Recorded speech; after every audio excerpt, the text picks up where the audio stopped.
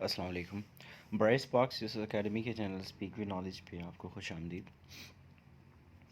हमारा जो आज का लेक्चर है वो असिस्टेंट बीएस 16 स्केल की पोस्ट पर है। 2021 के जो पंजाब पब्लिक सर्विस कमीशन के जितने भी एग्ज़ाम्स हुए हैं उनमें बहुत से क्वेश्चंस आपको पता है कि न्यू आ रहे हैं, न्यू पैटर्न है। तो हम कोशिश करते हैं कि उन पेपर्स को वन बाय वन यहाँ पर डिस्कस करें ताकि आपको जो है वो क्वेश्चंस का पता चल सके, आपको फ़ायदा हो सके और आपको वो क्वेश्चंस दिए जा सकें जो कि पेपर में आए हुए हैं। वो पेपर में क्वेश्चंस जो हैं वो ऑथेंटिक हैं, ना कि वो ऐसे ही पुराने पेपर्स में से सवालात उठा के जो है वो आपको बता दिया जाए कि जी ये पेपर में सवाल आते हैं। ऐसा इसमें जो मैं यहाँ पे लेक्चर्स डिलीवर करूँगा उसमें ऐसा कुछ भी नहीं होगा। वो पेपर वाकई ही ओरिजिनल पेपर होगा, उसमें जो क्वेश्चंस आए होंगे वो ओरिजिनल होंगे। सो हम इसको स्टार्ट करते हैं। इसमें सबसे पहले जो है हम ये देखेंगे कि इस पेपर का जो एनालिसिस है वो क्या है, मतलब कि ये जो पेपर है इसमें कितने क्वेश्चंस जो हैं वो किस हिसाब से आए हुए हैं। पाकिस्तान स्टडीज़ के इसमें 3 पुराने सवाल हैं और 6 नए सवाल हैं। ये बड़ी इंपॉर्टेंट चीज़ है, ये चीज़ आपने नोट करनी है। हर पेपर में आप ये चीज़ नोट किया करें, इस एनालिसिस को आप देखा करें। इसी तरीके से करंट अफेयर्स आपको पता है कि पेपर में 8-9 नंबर का 10 नंबर का लाजमी आता है। तो इसमें देख लें जो सवालात दिए हैं उसने नए बिल्कुल सवाल दिए। उसने कोई सवाल जो है ऐसा नहीं दिया कि 2021 में जो पहले दिया हो उसको रिपीट किया हो उसने। जनरल नॉलेज के सवाल 2 दिए हैं और 2 पुराने सवाल हैं, 2 नए हैं, ठीक है, 4 सवाल हैं। ज्योग्राफी के 3 सवाल हैं यहाँ पे प्रीवियस और 1 नया सवाल है और स्पोर्ट्स का 1 सवाल बिल्कुल न्यू है। इसके अलावा हमारे पास एवरीडे साइंस के सवाल हैं, ठीक है, 7 सवाल हैं टोटल, उनमें से 1 प्रीवियस है, 6 नए सवाल हैं, 1 कंप्यूटर का सवाल है, 5 इंग्लिश के हैं, कोविड के 3 सवाल हैं, बुक्स के बारे में 2 सवाल हैं, 1 पुराना और 1 नई की किताब का नाम पूछा हुआ है और 2 सवाल जो है वो मैथमेटिक्स से रिलेटेड हैं।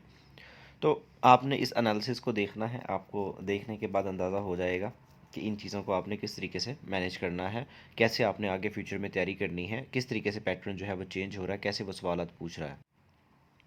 इसमें मज़ीद कुछ और भी सवालात हैं, जैसे कि उर्दू के 2 पुराने सवाल हैं, 5 पुराने हैं और इसी तरह ही इस्लामियात का 1 सवाल पुराना है और बाकी 7 नए हैं। तो ये तकरीबन जो है इस पेपर का जो पोर्शन जो है तकरीबन इसमें 60 सवाल तकरीबन जो है वो बनते हैं जो आए थे, जो कि हमें मिल सके और हमने आप तक जो है पहुँचाने की कोशिश की है। तो आइए हम स्टार्ट करते हैं इस पेपर को, इसको देखते हैं कि इसमें किस तरीके से सवालात जो हैं वो आए हुए हैं। सबसे पहले हम प्रीवियस क्वेश्चंस जो होंगे पाकिस्तान स्टडीज़ के उसको डिस्कस करेंगे, ठीक है। ये बड़ा इंपॉर्टेंट सवाल है, बहुत ही ज़्यादा जो है ये सवाल रिपीट होता है। आपसे ये भी पूछा जाता है कि एनमेंट हुई कब थी पार्टीशन ऑफ बंगाल की 1911 में, और उस वक्त लॉर्ड कौन था, ठीक है, वो पूछा जाता है। जिस तरह आपको ये भी पूछा जाता है कि पार्टीशन बंगाल कब हुई है, 1905 में हुई है, उस टाइम लॉर्ड कर्जन जो थे वो थे, कितने हिस्सों में डिवाइड किया गया, क्यों किया गया, एडमिनिस्ट्रेटिव रीजंस की वजह से किया हुआ। तो ये पार्टीशन ऑफ बंगाल जो है वो बहुत इंपॉर्टेंट टॉपिक है, चाहे वो सब्जेक्टिव पॉइंट ऑफ व्यू से हो और अगर आप ऑब्जेक्टिव टाइप पेपर्स दे रहे होते हैं वन पेपर उसमें भी आ रहा होता है, और पीएमएस का जो एग्ज़ाम होता है तो वहाँ पे भी ये बहुत ही ज़्यादा इंपॉर्टेंट सवाल है, काफ़ी ज़्यादा पूछा जाता है, रिपीट होता है, इसका ऑब्जेक्टिव भी काफ़ी पूछा जाता है। ये 3-4 ऑब्जेक्टिव है जो मैंने आपको बताया। तो आपने जब भी इस टॉपिक को तैयार करना है तो आपने ये 3-4 सवालों को जहन में रखना है लाजमी। आपको ये भी पता होना चाहिए कि उस वक्त जो है कौन फेमस पर्सनालिटी जो है इंग्लैंड से जो है वो इंडिया में सब कॉन्टिनेंट में विजिट पे आई थी। तो ये चीज़ें जो है 4-5 सवाल जो इसके मैंने बताए ये बहुत इंपॉर्टेंट है। आगे चलते हैं हम। इसमें पूछा जा रहा है कि when did Pakistan with draw from सीटो, ठीक है, ये जो है वो एक ऑर्गेनाइजेशन थी, इसका एब्रिविएशन आपको पता है सीटो सेंटो दोनों का।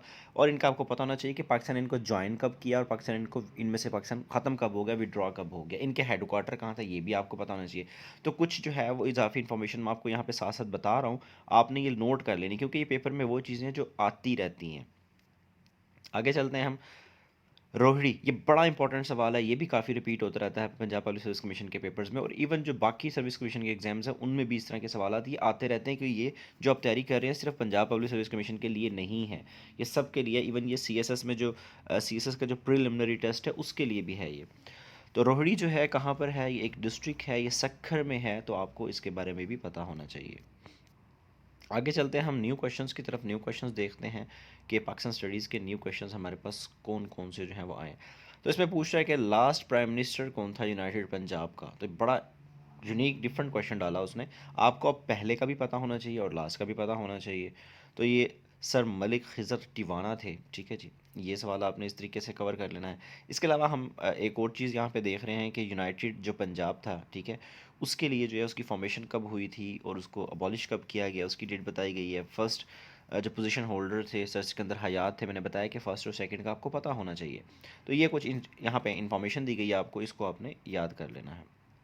नेक्स्ट क्वेश्चन है कैरी लोगर बिल, ठीक है, ये बड़ा जो है फेमस बिल था जब जरदारी गवर्नमेंट थी उस वक्त आया। तो इसका टाइम पीरियड जो है 2009 से है, ठीक है। ये टाइपिंग मिस्टेक है, ये जो गलती हुई है ये 2009 बनेगा, ठीक है जी। इसको आपने 2009 कर लेना, 2009। तो याद रखिएगा ये 2009 से 2014, ये 5 साल का जो पीरियड है ये है इसका कैरी लोगर का, ठीक है। नॉन मिलिट्री एड थी जो पाकिस्तान को दी गई थी, और एक इसके नाम पर है, ये जॉन कैरी जो थे उनका जो है उसके नाम के ऊपर जो है बनाया गया था। उस टाइम जरदारी गवर्नमेंट थी, याद रखिएगा। उस टाइम प्राइम मिनिस्टर यूसुफ रज़ा गिलानी थे। नेक्स्ट चलते हैं हम, who chaired a committee of all parties conference which was presented by Nehru in 1928। Motilal Nehru ने इसको प्रिजाइड किया था। ऑल पार्टीज कॉन्फ्रेंस हुई थी 1928 में हुई थी। ये वो सवाल है जो कि 2021 में दोबारा भी रिपीट हो चुका है, ठीक है, ये याद रखिएगा, ये इंपॉर्टेंट सवाल है।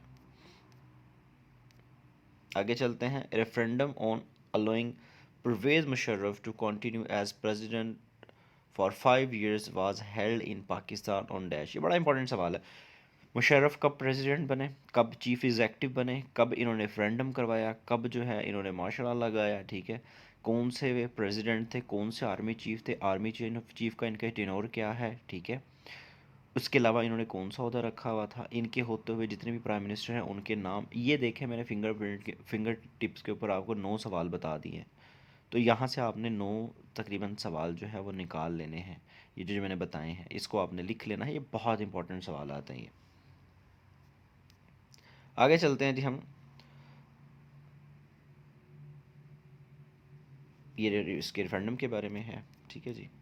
आगे चलते हैं जी, हमारे पास नेक्स्ट क्वेश्चन है, कंदकोट गैस फील्ड ये कहाँ पर है, इसका पूछा गया है। ये भी बड़ा डिफरेंट नया सवाल आया है, ठीक है। जितनी भी इंपॉर्टेंट गैस फील्ड है उनके बारे में पूछा जाता है, जैसे सुई के बारे में पूछा जाता है, दूसरी के बारे में पूछा जाता है, तो लार्जेस्ट रिजर्व कहाँ पर है। इसी तरह ये सवाल जो है बिल्कुल यूनिक आया है, तो ये सिंध में है, कश्मीर में है।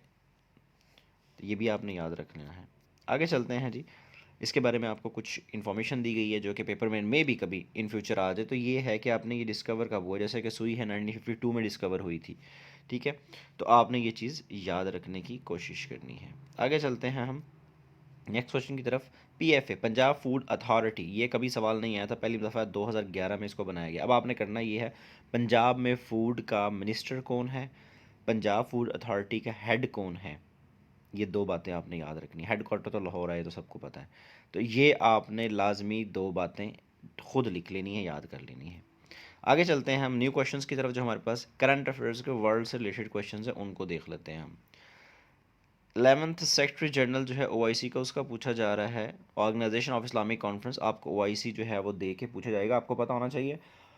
ओआईसी जो है इसका एक पहले नाम था, वो भी आपने याद करना है। एक सवाल आपके लिए इजाफी मैंने यहाँ पे और बना दिया है, आपने इसका पुराना नाम याद करना है, ये कब बनी है, इसका हेडक्वार्टर कहाँ है, ये 2 चीज़ें बहुत इंपॉर्टेंट है। 11th सेक्रेटरी का पूछा जा रहा है तो आपको 10th का पता होना चाहिए। 10th कौन से कंट्री से बिलोंग करता था, आपको ये भी पता होना चाहिए। अब ये जो है, ये देखें डॉक्टर यूसुफ, इसी की ही बात हो रही है। ये सऊदी अरेबिया का है, ये 11th, आपको 10th और 11th का पता होना। और अब 12th कौन आया है आपको ये पता होना चाहिए, किस कंट्री से बिलोंग करता है। इस तरह की चीज़ें ये बहुत इंपॉर्टेंट होती हैं। इसी तरह सार्क के बारे में आपने पता करना है, सार्क ऑर्गेनाइजेशन के बारे में। पाकिस्तान के कितने रह चुके हैं इसमें, वो भी आपने जो है वो लाजमी कर लेना है। ये यहाँ पे कुछ आपको इन्फॉर्मेशन दी गई है जो आपको काम बताया, मे बी इसमें से आपको उसका आंसर भी मिल जाए, पढ़ लीजिएगा इसको। नेक्स्ट की तरफ जाते हैं हम। 14 सेक्रेटरी जनरल, देखिए मैंने आपको कहा था कि आपने ये भी करना, और पेपर में आया हुआ है, ये 3-4 दफ़ा रिपीट हुआ है ये 2021 के पेपर्स में, इतना इंपॉर्टेंट है। आगे चलते हैं जी, ब्लैक लाइव्स मैटर, ये जो है मूवमेंट स्टार्ट हुई थी 2013 में, फ्रॉम विच कंट्री, यूएसए, ठीक है। वैसे जो है ये दोबारा री ऑर्गेनाइज जो हुई है 20 में कि 19 में जो वो इंसिडेंट हुआ था, ठीक है, अमेरिका में, उसमें हुई है। लेकिन वैसे वैसे जो है ये स्टार्ट हो चुकी है, और ये सवाल भी 2 दफ़ा, मेरे ख्याल से 3 दफ़ा 2021 के पेपर्स में आ चुका है। तो अब वो काम शुरू हो गया है कि पास जो क्वेश्चंस हैं जो 2021 में हुए हैं, पूछे गए हैं पेपर में, अब वो आना शुरू हो गए हैं। तो इसलिए इनको इम्पोर्टेंस दें आप। ये बताया गया आपको, सारी इन्फॉर्मेशन यहाँ पे लिखी गई है, इसको लाजमी पढ़ लीजिएगा। ये आपके लिए कुछ इन्फॉर्मेशन है, ठीक है, पॉइंट्स याद करने के लिए। आपने ये नाम वगैरह ये चीज़ें याद कर लेनी है, आपको इंशाल्लाह पेपर में कभी भी ये चीज़ें आ सकती हैं। तो इसलिए इसको इम्पोर्टेंस दें आप, ऐसे नहीं समझ लेना कि बस ऐसे ही इसको जो है वो गुजार दें। नहीं, इनको आप नोट करें, इसको जो है वो पढ़ें आप, ये बहुत इंपॉर्टेंट है आपके लिए।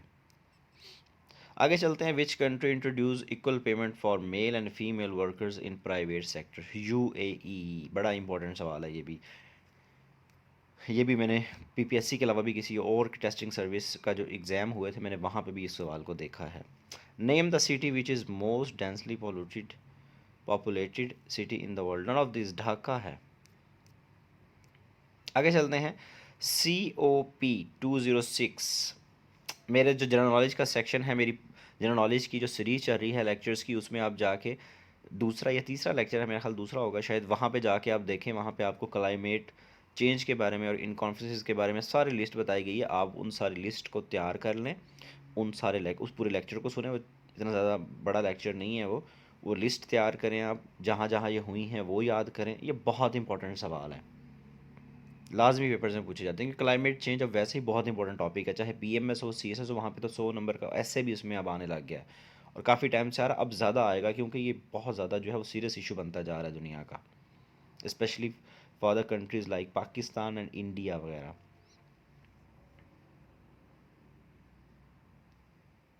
आगे चलते हैं जी हम न्यू क्वेश्चंस की तरफ, जो पाकिस्तान से रिलेटेड आए हैं करंट अफेयर्स में। आपको पता है करंट अफेयर 2 तरह का होता है, एक वर्ल्ड होता है, एक पाकिस्तान का होता है, लोकल यानी कि। तो हम ये लोकल को डिस्कस करने लगे हैं कि हमारे यहाँ के कौन से क्वेश्चंस हो सकते हैं। How many countries participated in Aman? ये एक नेवल एक्सरसाइज थी, ठीक है, अमन या अमान, इसको जो भी आप कह लें। तो 2021 में हुई, आपको पता होना चाहिए। इसमें 45 कंट्रीज़ ने जो है वो पार्टिसिपेट किया। ये बड़ा इंपॉर्टेंट सवाल था। तो कोई भी मिलिट्री एक्सरसाइजेज होती हैं किसी भी कंट्री की, पाकिस्तान के साथ स्पेशली, या इस रीजन में होती हैं, तो आप उसको लाजमी याद किया अगर उसमें कंट्री कितने पार्टिसिपेट किया, कौन से नंबर वाली हो रही है। अब ये कौन सी थी, आपको अब ये खुद आपने ढूंढना है। 5वीं थी, 6ठी थी, 7वीं थी। Name the current chief minister of Gilgit Baltistan. आपको सारे जो है ना वो गिलगित बल्दिस्तान समेत इवन आज़ाद कश्मीर के प्रेसिडेंट और प्राइम मिनिस्टर का नाम भी आपको याद होना चाहिए। तो आपको ये प्राइम मिनिस्टर्स, आपको मतलब हमारे जो 2 प्राइम मिनिस्टर बनेंगे ना, एक कश्मीर के होंगे और एक हमारे जो कंट्री के हैं, ठीक है। तो आपने ये दोनों को याद करना है, प्रेसिडेंट्स को भी दोनों को याद करना है, आज़ाद कश्मीर भी और पाकिस्तान के भी। उसके बाद फिर जितने भी हमारे जो प्रोविंसेस हैं, इंक्लूडिंग जो हमारा फिफ्थ एक किस्म का जो प्रोविंस है या हमारा जो एरिया है गिलगित बल्दिस्तान, उसका भी जो गिलगित बल्दिस्तान का जो CM है या गवर्नर है, उनका नाम भी आपको पता होना चाहिए। इसके अलावा वहाँ पे या इधर पाकिस्तान में, ठीक है, मतलब हमारे इस एरिया में नॉर्दर्न के अलावा मैं बात कर रहा हूँ, इस साइड के ऊपर हमारे जितने भी यानी कि सिंध और बलूचिस्तान वगैरह, इधर इवन गिलगित बल्तिस्तान में एरिया तो वो भी हमारा ही है। तो उस एरिया में भी जो भी वहाँ पे अगर कोर्ट है, वहाँ के चीफ जस्टिस हैं, उनके नाम आपको पता होना चाहिए। लाहौर हाई कोर्ट हो, Peshawar high court, Islamabad high court, supreme court even Pakistan की, उसके चीफ जस्टिस, उनका नंबर कौन सा चल रहा है, कौन सा टेन्योर है उनका, ये चीज़ें बहुत इंपॉर्टेंट हैं। अब जस्टिस फाइज ईसा हैं, ठीक है, वो आने वाले जो हैं फ्यूचर में हमारे चीफ जस्टिस बनेंगे। अब उनके बारे में उन्होंने पिछले एक पेपर के अंदर सवाल पूछा, तो वो पूछा था उन्होंने कि जी ये क्या कहते हैं, अभी तो सुप्रीम कोर्ट के चीफ जस्टिस है ना, इससे पहले ये कहाँ के चीफ जस्टिस रहे हैं, ये कहाँ से बिलोंग करते थे, या मतलब इस तरह का कुछ सवाल था। अब वो बलूचिस्तान के हैं, तो बलूचिस्तान के वो किस जगह पे, मतलब जो है वो आपको पता, हाई कोर्ट में ही जो वो लगेंगे ना, अब वहाँ पे वो किस टाइम पीरियड में रहे हैं, वो टाइम पीरियड एक्चुअली उसने पूछा हुआ था, ठीक है। तो ये चीज़ जो है लेकिन उसने सवाल में इतना इशारा नहीं दिया हुआ था कि ये बलूचिस्तान के थे। तो आपको बताने का मकसद है कि चीज़ों को इस तरीके से किया करें, जो पर्सनैलिटी लाइमलाइट में आती है, जो फेमस होती है, उसके बारे में थोड़ा सर्च कर लिया करें। आगे चलते हैं जी हम। जस्टिस नूर मोहम्मद, ठीक है, अब देखें पूछा हुआ है ये कहाँ के हैं, ये फेडरल शरीयत कोर्ट के, इस ये भी पूछा जाता है, तो ये भी बड़ा इंपॉर्टेंट है।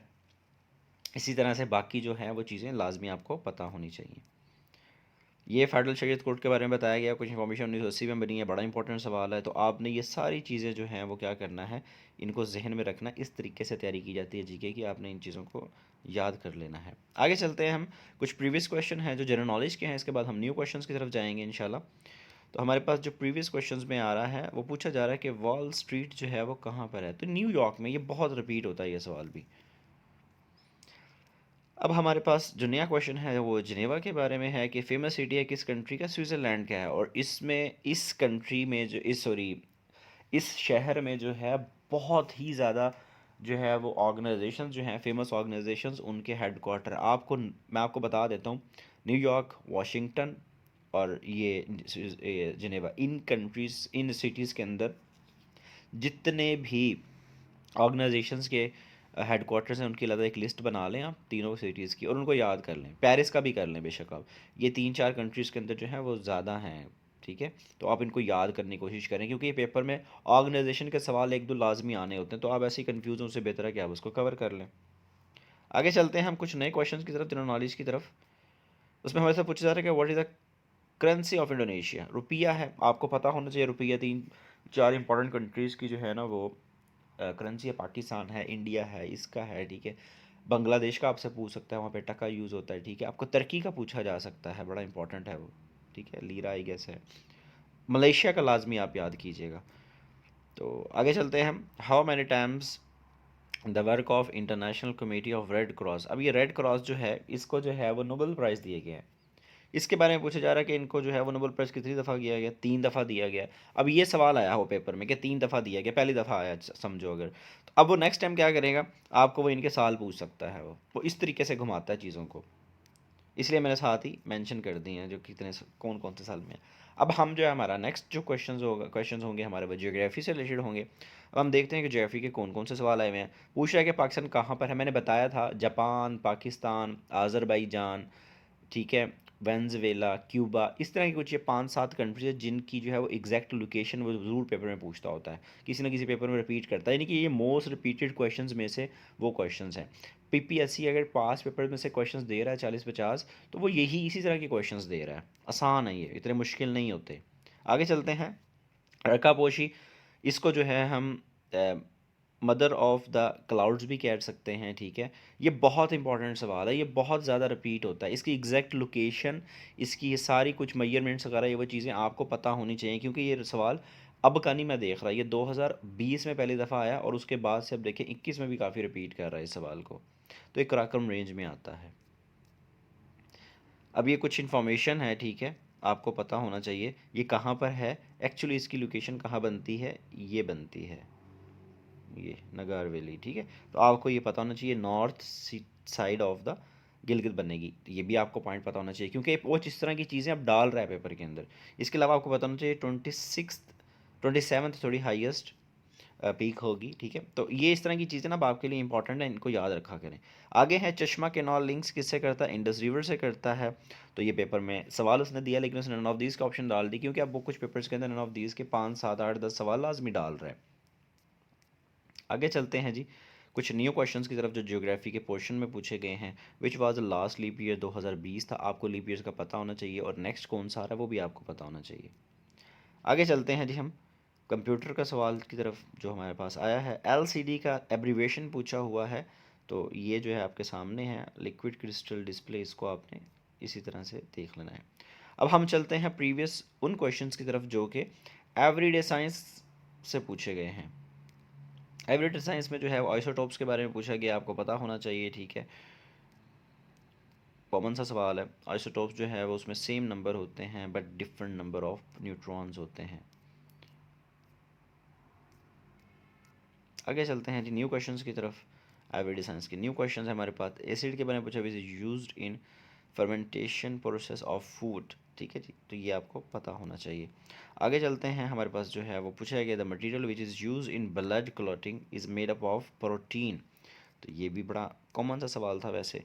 और यहाँ पे मोस्ट इंपॉर्टेंट जो क्वेश्चन है जो पीपीएससी पूछा जाता है वो यहाँ पे मेंशन है, ये काफ़ी रिपीट होता है सवाल, तो आप इसको भी साथ ही देख लीजिए।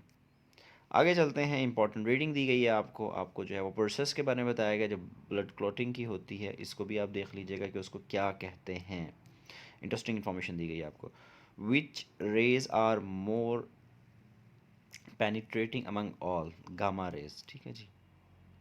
अच्छा, कभी कोई गलती हो, कोई मिस्टेक हो हमारे पेपर में, कोई क्वेश्चन आपको गलत लगता हो, विद प्रूफ आप हमें हमारे व्हाट्सएप नंबर पे जो कि नीचे मौजूद है, ये देख सकते हैं आप, 0333678941 इस पर मैसेज कर सकते हैं, आप बता सकते हैं आप, या आप नीचे कमेंट में, लेकिन कमेंट में अगर आपने बताना तो फिर आपके पास अथेंटिक होना चाहिए, और बेहतर ये है कि आप एक दफ़ा हमें बता दें, हम खुद या तो कमेंट कर देंगे या आप को बता कह देंगे कि अगर आप आपकी जो बात है वो ठीक है, करेक्शन ठीक है, आप सही बता रहे हैं, हमारे से मिस्टेक हुई है, टाइपिंग एरर ना हो, कोई आंसर गलत बताया गया हो, तो आप हमें हमारे साथ कांटेक्ट लाजमी किया करें। इसके अलावा आप हमारा कोई जो और कोर्स जो है जनरल नॉलेज का, उसका टेस्ट सेशन ज्वाइन करना चाह रहे हैं तो उसके लिए भी आप हमसे कांटेक्ट कर सकते हैं। इसके बाद आगे चलते हैं हम, ठीक है। ये एक और क्वेश्चन है जो कि पहली मरतबा पेपर के अंदर पूछा गया है, इसको भी आपने जो अच्छे तरीके से कवर कर लेना है, ठीक है जी। परफ्यूम्स के अंदर कॉमनली यूज जो एलिमेंट होता है उसके बारे में पूछा गया है। ये कुछ इन्फॉर्मेशन है आपके पास, इसको भी देख लें। अब हमारे पास क्वेश्चन जो है वो इंग्लिश पोर्शन से आ रहे हैं। आपको पता है डिफरेंट आपको सिनोनिम या एंटोनिम दे देता है, या आपसे वो किसी वर्ड का जो है वो मीनिंग पूछ लेता है, ईडियम दे देता है, आपको कोई प्रोवर्ब दे देता है। तो ये एक आपको यहाँ पे वर्ड पूछा गया है, ठीक है, सिनोनिम पूछा गया है। और इसके अलावा जो एंटोनिम पूछा गया है आपको, तो ये आप देख लीजिए, इसमें कोई समझाने वाली कोई ऐसी कोई चीज़ है नहीं कि जो आपको बताया जाए। ईडियम पूछा गया है, ये वो ईडीएम है जो पेपर में काफ़ी ज़्यादा पहले भी आ चुका है मेरे ख्याल से। ये देखें, प्रोवर्ब आया हुआ, मैंने पहले ही बताया है कि वो आपको या तो पेपर्स में प्रोवर्ब देता है, ईडीएम देता है, या इस तरह की कोई चीज़ पूछ लेता है, उनका मीनिंग पूछा होता है पेपर में।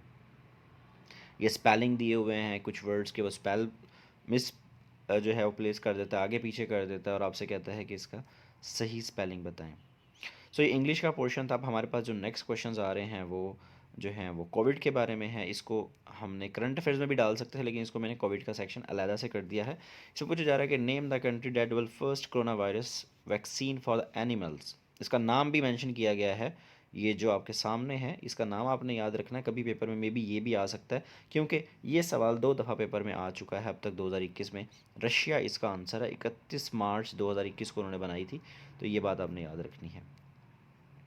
आगे है जी, फर्स्ट कोरोना वैक्सीन वैसे जो डेवलप की गई थी वो चाइना की तरफ से की गई थी, ये भी सवाल आया है, इसी पेपर में ही आया है, क्योंकि ये वो पेपर है जो कि बहुत ही स्टार्ट में जो इसके पेपर हुए थे पीपीएससी के, उन पेपर्स में से एक था, तो ये स्टार्ट में ये सवाल आ चुके हैं। 24 जून 2020 को चाइना ने अप्रूव की थी casino vaccine for limited use in the military, ठीक है। तो ये भी आपने पॉइंट याद रखना है, ये भी कभी पेपर में किसी भी तरीके से आ सकता है। सबसे पहले काम ये इसने किया है। 11 अगस्त 2020 को क्या हुआ था, which country announce the approval of its, उसकी अपनी जो वैक्सीन है उसका अप्रूवल दिया था। और फाइज़र जो आपको पता है वो अमेरिका की है, तो आपने ये डेट्स याद रखनी है। सबसे पहले चाइना ने पहले बनाई, फिर रशिया ने बनाई, ठीक है, फिर रशिया ने वो उसकी एनिमल की भी बनाई, और फाइज़र जो है वो बाद में आई थी। इसके बाद जो है कुछ फेमस बुक्स के बारे में देख लेते हैं हम। सवाल आया हुआ है वर्किंग विद ज़िया, ये बड़ी पुरानी जो पुराना सवाल है, बड़ी पुरानी बुक है, इसके बारे में सवाल आता रहता है। आप इसका साल भी बेशक याद कर लेंगे कब पब्लिश हुई थी। अब जो है वो नया सवाल है, कोई बुक के बारे, कोई नई बुक जो है पूछी गई, पाकिस्तान ए पर्सनल हिस्ट्री। ये बुक जो है इमरान खान साहब की है, जो हमारे प्राइम मिनिस्टर हैं, तो ये भी आपने नाम याद रखना है। आगे चलते हैं जी, कुछ मैथमेटिक्स के क्वेश्चन है, इसमें कुछ समझाने वाली बात नहीं होगी। आपको यहाँ पे स्टेटमेंट्स दी हुई हैं, आपको बताया गया है कई दफ़ा कि एग्ज़ाम वीडा वेबसाइट जो है उस वहाँ पे जो क्वेश्चंस पड़े हुए हैं मोस्टली जो है वहीं से ही सवाल आ रहे हैं, as it is copy paste. और इसके अलावा भी आप एक दो इंडिया बिल्ड्स वेबसाइट है, इस तरह ये एक दो वेबसाइट्स को कर लें आप, तो उनमें से आपका मैथ का पोर्शन काफ़ी हद तक कवर हो सकता है, कोई इतना बड़ा मसला नहीं है। ये जो सवाल है एनालिटिकल एक किस्म का क्वेश्चन है, ये भी सवाल वहाँ पे पड़ा हुआ है, तो ये भी सवाल वहीं से ही मेरे ख्याल से आया हुआ है, तो आपने जो है इनको कवर कर लेना। मैथ का पोर्शन मोस्टली वहीं से ही आ रहा है ज़्यादातर। न्यू क्वेश्चन हैं, क्वेश्चन है स्पोर्ट्स का। इसमें पूछा जा रहा है कि 21st एडिशन जो है एशियंस मेंस वॉलीबॉल चैम्पियनशिप 2021 का, वो कहाँ पर हुआ है या किसने जो है वो विन किया है। ईरान ने किया था, होस्ट कंट्री जापान था, तो ये आपने याद रखना है। आगे चलते हैं उर्दू के सवाल की तरफ। उर्दू के जो पुराने सवाल हैं उनको हम देखते हैं। पूछा जा रहा है कि उदास नस्लें किसने लिखा है, तो अब्दुल्ला हुसैन जो है उन्होंने लिखा है। बड़ा इंपॉर्टेंट सवाल है, बहुत रिपीट होता है। तेल देखो तेल की धार देखो, ठीक है जी। उर्दू के हम नए सवालात की तरफ जाते हैं जो पहली मरतबा पेपर में आए गए हैं या पूछे गए हैं। आखिरी शब का हम सफ़र ये किसका नावल है? कुरतुल ऐन जो है उनका नावल है।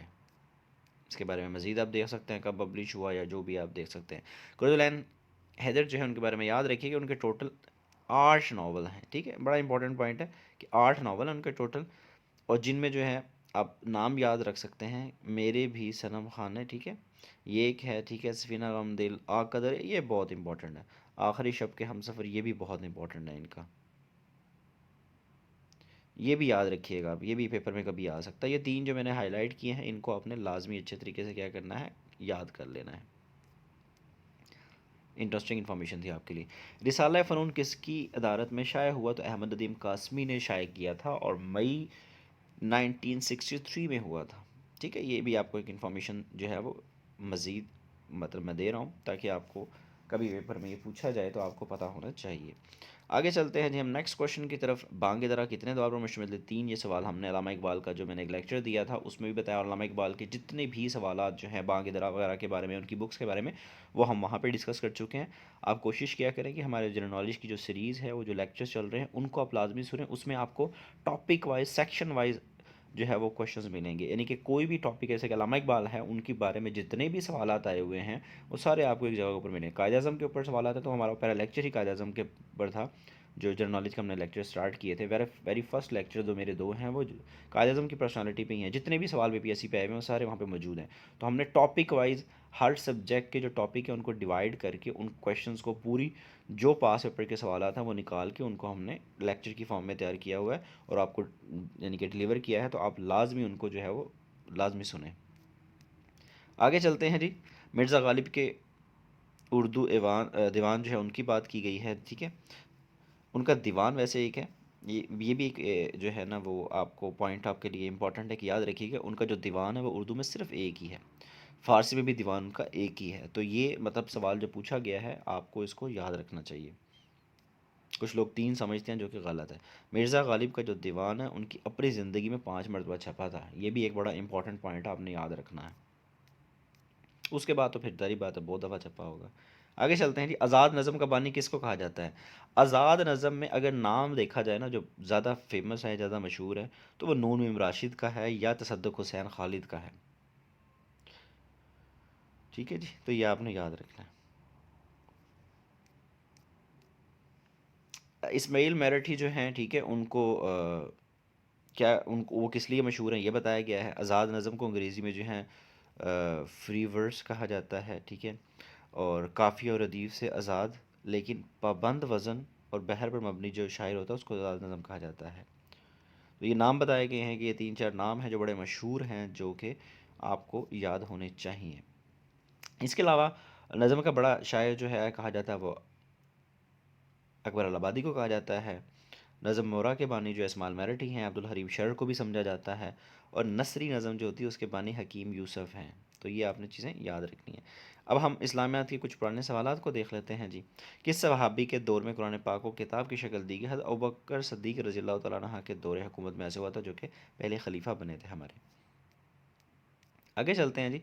इस्लामियात के नए सवालात की तरफ जो कि पेपर में पूछे गए हैं, आपको इनके बारे में भी पता होना चाहिए। हुज़ूर पाक सल्लल्लाहु अलैहि वसल्लम की वलादत किसके घर में हुई थी? शुएब अबी तालिब रज़ियल्लाहु तआला अन्हु के घर में हुई थी। ठीक है, तो आपने ये भी याद रखना है।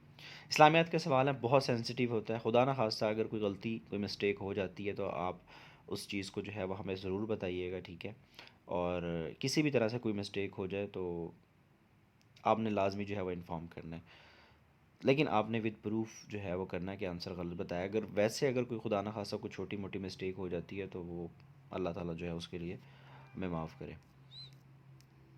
उसके बाद जो है किस गज़वा के बाद आप सल्लल्लाहु अलैहि वसल्लम ने हमरुल असद में 3 दिन क़याम किया था? तो गज़वा हमरुल असद के बाद ही किया था।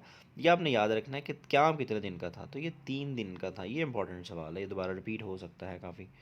ठीक है जी, आगे चलते हैं जी हम। सन 3 हिजरी में और गज़वा अहद में सिर्फ याद रखिएगा कि ये कितने दिन के बाद अंजाम पाया था। ग़ज़वा ओहद के 3 दिन 1 दिन के बाद सॉरी जो है ये हुआ था, तो आपने याद रखना है। ये इज़ाफ़ी इन्फॉर्मेशन दी गई है, ये भी पेपर में कभी आ सकती है हमरा कि ये ग़ज़वा जो है ये कब हुआ था, इसलिए आपको ये बताया गया कि उसके फ़ौरन बाद हुआ था। मेजर रीज़न क्या थी वो आप अब खुद कोशिश करें कि पढ़ लें, गूगल कर लें या कहीं से और से देख लें, आपको पता चल जाएगा। इस्लाम के पहले अलमदार सहाबी कौन से थे? मौसब बिन उमैर रज़ी अल्लाह तआला अन्हु। बड़ा इंपॉर्टेंट सवाल है ये भी। इसके बाद है जी आयत करीमा है कि अदल का दामन ना छोड़ो ख्वाह तुम्हारे डैश वालदैन रिश्तेदारों पर ही क्यों ना पड़ती हो। मतलब आप मजबूर हो जाएं, कल को आपके सामने पेरेंट्स हैं, आपके रिलेटिव्स हैं आपके, ठीक है, तो मतलब आपको जो है वो अदल जो है ना फिर भी करना चाहिए। जैसा कि हुजूर पाक सल्लल्लाहु अलैहि वसल्लम ने हज़रत फ़ातिमा के बारे में एक मरतबा कहा था, ठीक है। तो ये चीज़ें हैं इस्लाम में जो मतलब बहुत इंपॉर्टेंट है, ठीक है। अदल और इंसाफ के लिए जो है वो ये मतलब जो है अदल का तकाजा ये है कि आपको जो अपने रिश्तेदारों को, अपने वालदैन, इन चीज़ों को नहीं देखना चाहिए।